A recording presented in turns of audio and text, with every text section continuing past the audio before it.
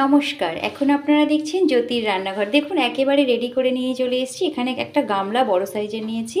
এখানে নিয়েছি আমি জল। এখানে মোটামুটি নেওয়া হয়েছে 4 থেকে 5 গ্লাস মতন জল। দিয়ে দিচ্ছি ভর্তি করে 1 চামচ নুন। আমাদের কিন্তু সকলেরই অত্যন্ত প্রিয় মাঠে ঘাটে হয়ে থাকে দেখুন কচুর শাক, যেটা সুন্দর করে কেটে নিয়েছি। কেটে ধুয়ে আমি এবার গামলার মধ্যে দিয়ে দিচ্ছি। তবে কিভাবে রান্না করতে চলেছি, যদি আপনারা ভিডিওটি স্কিপ না করে দেখেন অবশ্যই বুঝতে পারবেন। আর আশা করি এটা কিন্তু সকলেরই অত্যন্ত প্রিয়। আজ এটা রান্না করবেন আমার ঠাম্মা, কেননা উনি বৃদ্ধ মানুষ, উনি করতে এটা ভীষণ পছন্দ করেন। আর ওনার হাতের রেসিপি কিন্তু আপনারা সকলেই জানেন যে ভীষণই ভালো হয়। অপেক্ষা করব ঢাকা দিয়ে এটা একটু সেদ্ধ হওয়া পর্যন্ত। গ্যাসের ফ্লেম কিন্তু কমানোই থাকবে।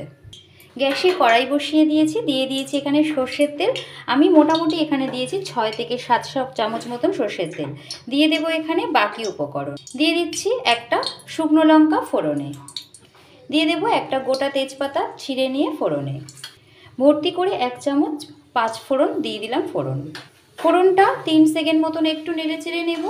আপনারা অনেকেই হয়তো কচুর শাক করে থাকেন, তবে আমার ঠাম্মা যেভাবে করছে আশা করি আপনাদের ভীষণ ভালো লাগবে খেতে এটা।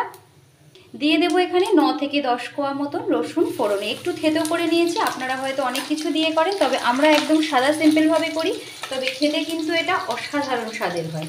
একটু অপেক্ষা করব 3 মিনিট মতন। রসুনটাও সম্পূর্ণ ভাজা হয়ে গেছে। দিয়ে দিচ্ছি এখানে দেখুন আমরা গ্রেট করে নিয়েছি নারকেলটা, সেই নারকেলটা দিয়ে দিলাম। এই সময় নারকেলটা দিয়ে একটু ভেজে নিলে পরে মিষ্টি একটা সুগন্ধ বেরোয় এবং নারকেল থেকে তেলটাও এর সাথে বেরিয়ে আসে। নারকেলটা একটু ভাজা হয়ে গেছে। দেখুন কচুর শাকটা আমরা আগের থেকে সেদ্ধ যখন বসিয়েছিলাম আপনাদেরকে দেখিয়েছি, সেদ্ধ করে একটা ঝুড়ির মধ্যে ঢেলে দিয়েছিলাম।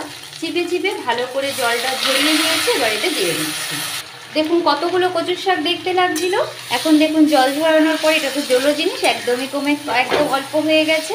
এই সময় নেড়ে চেড়ে নারকেলের সাথে একটু সুন্দর করে মিশিয়ে নেব। আগের দিন রাত্রে ভিজিয়ে রেখেছিলাম কাঁচা ছোলা, সেটাও দিয়ে দিলাম 1 মুঠো পরিমাণে। দিয়ে দেব এবার বাকি উপকরণ, ভর্তি করে 2 চামচ গুঁড়ো হলুদ। ঝালের স্বাদ সকলের সমান হয় না, আমরা দিয়ে দিলাম 5 খানার মতন কাঁচা লঙ্কা চিড়ে নিয়েছি, মুখটা একটু দিয়ে দিলাম। দিয়ে দেবো এখানে ভর্তি করে 2 চামচ পরিমাণে নুন, কেননা নুন দিয়ে সেদ্ধ করা হয়েছিল, যদি লাগে পরে আবার অ্যাড করব। এবারে সুন্দর করে সমস্ত উপকরণের সাথে কচু শাকটা মিশিয়ে নেব। এই সময় কিন্তু একদম একটু আলগা হাতে করার চেষ্টা করবে, নাহলে কিন্তু কচু শাকটা গায়ের দিকে ছিটকে চলে আসতে পারে। কচুর শাকের ঠিক এই পর্যায়ে দেখুন এখানে তেঁতুলের একটুখানি ভিজিয়ে রেখেছিলাম জলে, সেটা ভালো করে চটকিয়ে দিয়ে দিলাম। দেখুন বুনো জিনিস বলা যায় না, যদি গলা ধরে বা কিছু হয় তো আগের থেকে একটুকু পরিমাণে একটু তেঁতুল মিশিয়ে দিলে পরে টক টক খেতেও হয়, আর খেতেও কিন্তু ভীষণ ভালো লাগে। এবারে অপেক্ষা করব এটা সম্পূর্ণ শুকনো হওয়া পর্যন্ত। দিয়ে দেবো এখানে চিনি। দেখুন চিনিটা সম্পূর্ণ অপশনাল, তবে চিনি দিলে কিন্তু স্বাদটা ভীষণ সুন্দর ব্যালেন্স হয়ে ভালো লাগে খেতে, তো চেষ্টা করবেন চিনি দেওয়ার। আর এখানে আমরা 3 চামচ পরিমাণে ছোটো চামচের চিনি দিয়েছি। সুন্দর করে মিশিয়ে দেবো চিনিটা এর সঙ্গে। চিনিটা আপনারা চাইলে এখানে স্কিপ করে যেতে পারেন, তবে চিনি দিলে কিন্তু স্বাদটা দ্বিগুণ বেড়ে যাবে।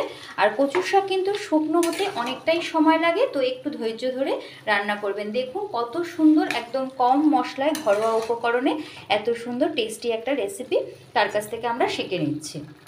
দেখুন কচুর শাকটা এইরকম ঠিক শুকনো হয়ে এতটুকু পরিমাণে হয়েছে, তবে এটা কিন্তু আরও শুকনো হবে।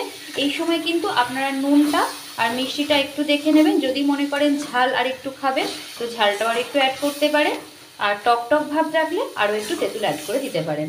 অপেক্ষা করব আরও 15 থেকে 20 মিনিট পর্যন্ত। দেখুন কচুর শাকটা একদম সম্পূর্ণ রেডি হয়ে গেছে। আমি এবারে গ্যাসের ফ্লেমটা বন্ধ করে এটা নামিয়ে ফেলবো। এতক্ষণ ধরে আমার ভিডিওর সাথে জুড়ে থাকার জন্য আপনাদের সকলকে অসংখ্য ধন্যবাদ। সকলেই ভালো থাকবেন, সুস্থ থাকবেন।